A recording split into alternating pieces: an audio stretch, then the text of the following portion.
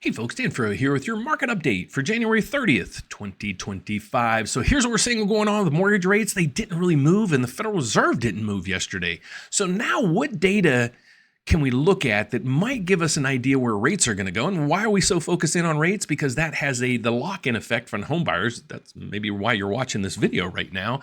So let's get over to today's data. And we have two big pieces of information coming in today. We're going to go over here in a second.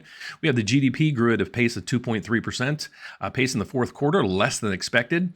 And then right through here, fewer Americans apply for jobless benefits last week as labor market shows continued strength. So we're going to go through all this data right through here, all the data that came in today, but I'm going to do this with a little spin. Let's get over to Rick Santelli because he goes over this, basically everything we want to cover in today's report. I'm going to let Rick take that over, and then I'll give you my 2 cents when he's done, and then I'll give you my expectations for the next week or two. So let's get over to Rick to see what he has to say about today's news. Yeah, about 15 seconds. You know what's noteworthy here is today's a big day. After the Fed meeting where we did nothing in terms of, we had a pause, ECB lowered, we're flirting with 4.5 and a 10 and 4 3/4 on a 30, and the data is hitting the wires. Let's start out with initial jobless claims, shall we? 207,000, well below the mark of 225,000 that we were looking at. 207,000 will be the smallest initial jobless claims number since the first week of the year when it was 203,000, and that was the lowest level going all the way back to February of 24. If we look at continuing claims, very fascinating. Continuing claims, 1,858,000. That's not a 34th consecutive month above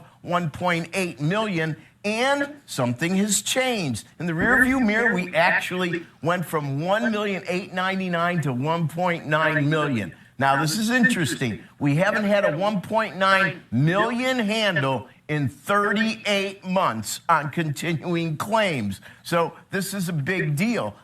We want to monitor that, and we want to look now at our first look, as Andrew pointed out, on GDP for the fourth quarter, and the number comes in on the light side, 2.3%. We're looking for something a bit over 2.5%, sequentially under the 3.1%, which was rather robust last quarter. 2.3 would be the smallest since the first quarter of 24 when it was at 1.6. If we look at consumption, a big jump here. This is a strong number, 4.2%. That's a full percent more than we were expecting. That's 0.5% more than the rearview mirror at 3.7. 4.2 is the best since the first quarter of 23. That is something that's going to potentially push rates up a bit and argue against a slowing economy. On the price index, comes in on the light side. 2.2, we're expecting 2.5%. Now, even though it's better on an expectations level, it's still sequentially higher than the 1.9% in the rearview mirror. 2%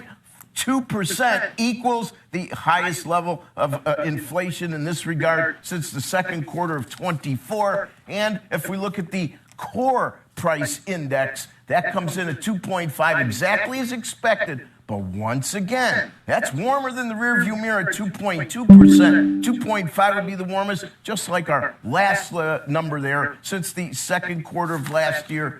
So we want to pay second quarter of this 2024. Now, as we look at all the data, the market really has to divine a lot of information here. Many look at expectations on anything that measures inflation, and usually on the day of trade, based on positioning, that ends up being more important. But in the macro view, and this is why many have gotten the Fed wrong, if you take a step back and just look at the numbers for what they are, they're still running a bit on the hot side with respect to pricing, and we're seeing some good numbers on initial claims. Maybe we're starting to run out of gas on the superlative performance on continuing claims. And as I said, 4.5%. Well, we haven't closed below 4.5% since the 12th of December. And if you look at a 2-year, it closed at current levels would be the lowest yield close since about the second week of December. And finally, it's 4.5% on a 10. It's 4 3/4 on a 30. We haven't closed below that since the 20th of December. Andrew, back to you. So that's good news. That means yields are coming down here. Let me cancel this so it doesn't go any further there. Okay, so let's get over to what he was talking about. He basically, it's right through here. He was saying a lot of the data came in and it was better than expected, but it wasn't better than last time. Okay, so let's look at some of these. Continued jobless claims. Last reading, it was revised to 1.9 million people. It's at 1.85 now. So that came down. That's good news there. On the course PCE prices, we were 2.2 previously. They thought it was going to go to 2.5. It stayed right there at consensus, but it's still above where it was last time. And then here's the GDP stuff that's coming in right now. Last reading was 3.1. Expected to come in at 2.7, came in at 2.3. This is how productive our economy is. Then prices, though last reading was 1.9, they were supposed to go up to 2.5. They only went up 2.2. So that's, again, it's better than expected, but it's higher than where we were. Then here's the shocking news. Pending home sales, they just got clobbered. Last reading, and they were up almost 2%. They were supposed to be flat. They were down 5%. So that's what we're seeing across the board right now. How are the indices moving right now on this data? We have the MBS market basically doing nothing. Look at this.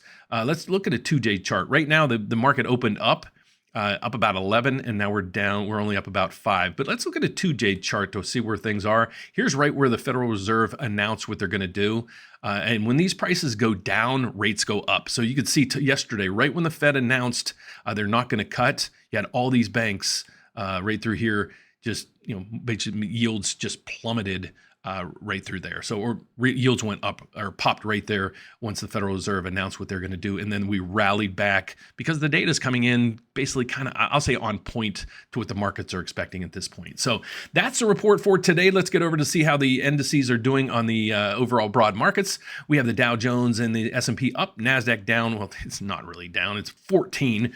Russell is up 30. We have the VIX back at 15. That is great news on the anxiety levels on Wall Street. Let's get over to see what oil is doing. It is upticking once again, basically based on some tariff threats that we're seeing right through there. So this stuff will start to settle down a little bit as the tariffs and all the Trump agendas comes out. So the markets will understand it, but it's going to take a little time for that. So my name is Dan Frio. Here's my point here's my customer service point to you guys. Before you go out there and you look to buy your first house or maybe your first car or even your second or third or whatever, go to optoutprescreener.com, because here's what happens is you can vouch for this, and leave a comment down below. If you bought a car recently, when you went and get the financing, did you then walk out of there and you got 50 other phone calls from other lenders and you're like, how did they know? Same thing with mortgages. What happens is these credit companies, they sell your data. Okay, if you want to have them stop selling your data, go to optoutprescreener.com. You'll scroll down to the bottom down through there and you'll just put in your information. That'll stop it from selling your data, and then you won't get all those calls.